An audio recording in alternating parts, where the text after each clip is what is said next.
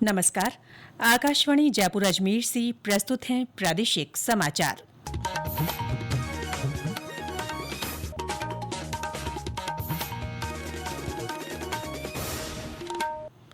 समाचारों के साथ मैं रितिका गुप्ता। वक्फ संशोधन विधेयक 2025 पर आज राज्यसभा में चर्चा होगी। विधेयक को उच्च सदन के कामकाज की अनुपूरक सूची में सूचीबद्ध किया गया है। आज सदन की कार्यवाही शुरू होने पर सभापति जगदीप धनखड़ ने घोषणा की कि सदन दोपहर 1 बजे विधेयक पर विचार करेगा। इससे पहले कल रात करीब 12 घंटे की चर्चा के बाद लोकसभा ने इस विधेयक को पारित किया था। वक्फ संशोधन विधेयक 2025 का उद्देश्य विरासत स्थलों की सुरक्षा और सामाजिक कल्याण को बढ़ावा देने के प्रावधानों के साथ वक्फ संपत्तियों के प्रबंधन को सुव्यवस्थित करना है। प्रधानमंत्री नरेंद्र मोदी छठे बिम्स्टेक शिखर सम्मेलन में भाग लेने के लिए 2 दिन की यात्रा पर आज थाईलैंड की राजधानी बैंकॉक पहुंचे। थाईलैंड के उप प्रधानमंत्री और परिवहन मंत्री ने हवाई अड्डे पर उनका स्वागत किया।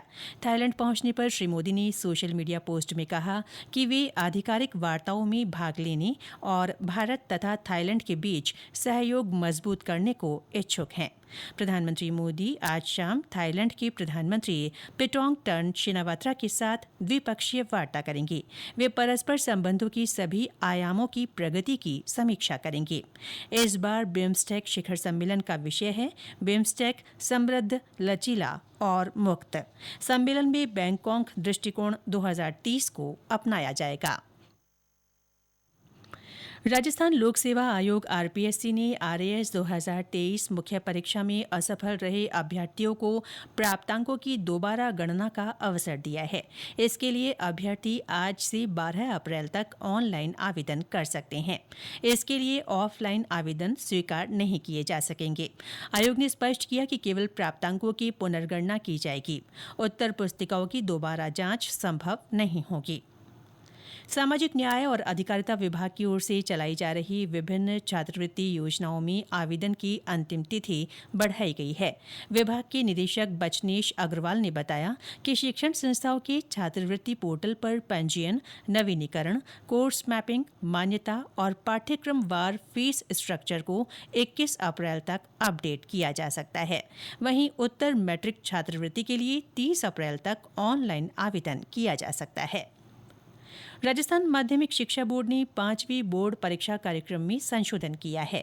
परीक्षा प्रभारी योगेश भाटी ने बताया कि पूर्व में परीक्षा 15 अप्रैल को संपन्न होनी थी, जबकि अब परीक्षा 17 अप्रैल तक चलेगी। उन्होंने बताया कि 9 अप्रैल को 12वीं बोर्ड की परीक्षा होने के कारण शिक्षा विभाग ने ये बदलाव किया है। परीक्षा में शामिल होने वाले विद्यार्थियों के प्रवेश पत्र ऑनलाइन जारी कर दिए गए हैं। केंद्र सरकार ने पूनम गुप्ता को भारतीय रिजर्व बैंक का नया डिप्टी गवर्नर नियुक्त करने को मंजूरी दे दी है। वे माइकल देवव्रत पात्रा की जगह लेंगी, जिन्होंने इस साल जनवरी में पद छोड़ा था। ये फैसला इस महीने की 7 से 9 तारीख तक होने वाली रिजर्व बैंक की मौद्रिक नीति समिति की बैठक से पहले लिया गया है।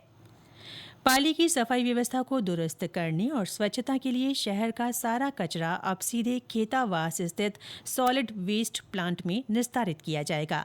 इस प्लांट की 100 टन कचरा प्रतिदिन कंपोस्ट प्रोड्यूस करने की क्षमता है। इससे आरडीएस और कंपोस्ट खाद भी मिलेगी। कचरे से बनने वाली कंपोस्ट खाद विभिन्न सहकारिता संस्थाओं के माध्यम से किसानों को उपलब्ध कराई जाएगी। प्लांट के शुरू होने से प्रदूषण से भी मुक्ति मिलेगी। नारकोटिक्स विभाग की ओर से झालावाड़ जिले में आज से लाइसेंसधारी अफीम उत्पादक किसानों से अफीम की तुलाई की जा रही है, जो 20 अप्रैल तक चलेगी। इस दौरान जिले के विभिन्न क्षेत्रों के 2844 अफीम उत्पादक किसान अपनी उपज तुलवा सकेंगे।